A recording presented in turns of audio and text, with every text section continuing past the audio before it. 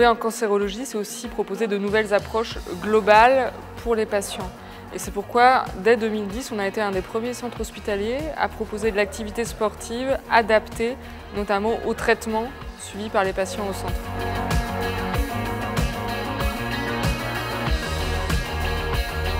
Alors ici on est dans la salle Pyramide, c'est la première salle d'activité physique, 300 mètres carrés dédiés au mouvement. On sait qu'il faut encourager et maintenir un niveau d'activité physique dès l'annonce du cancer pendant toute la phase des traitements. On améliore la qualité de vie, la fatigue est diminuée et les chances de guérison sont améliorées.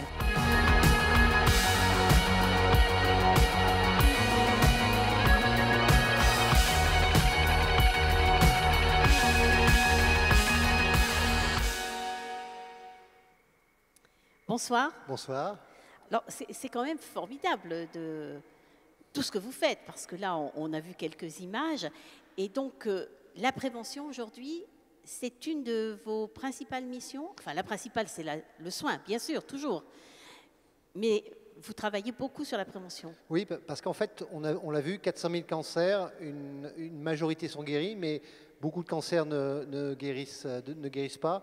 Et dans notre mission, dans les missions statutaire des centres de lutte contre le cancer, c'était également de travailler à des stratégies de prévention. Alors on connaît les stratégies de prévention, s'abstenir de fumer, consommer peu ou modérément d'alcool, manger bien, avoir de l'exercice physique. L'exercice physique, justement, qui est au cœur de notre mission. C'est pour ça qu'on a voulu l'intégrer, bien sûr, pour les patients, mais également pour les parents et puis pour les membres du personnel.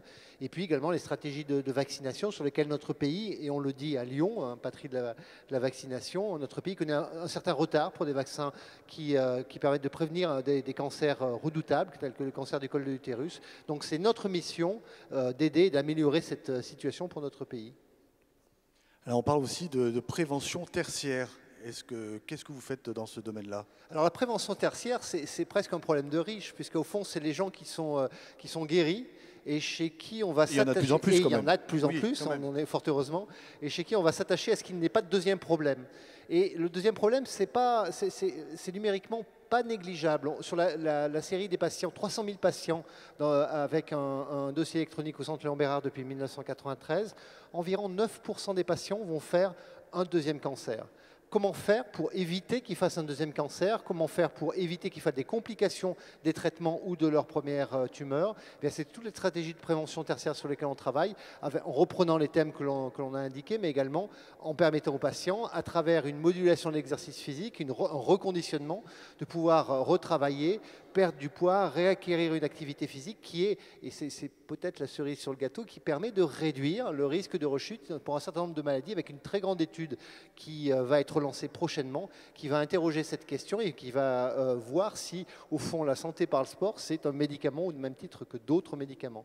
Donc une stratégie de prévention un peu tout azimut, dans toutes les directions, à toutes les étapes de la prise en charge du patient ou de celui qui n'est pas patient et qui ne le sera peut-être jamais. C'est ce qu'on souhaite en tout cas. Merci beaucoup. On ne le dit pas assez, l'activité physique, hein, n'est-ce pas? On a vu dans la vidéo. Bravo, merci monsieur pour votre intervention. Merci de votre invitation. Merci beaucoup.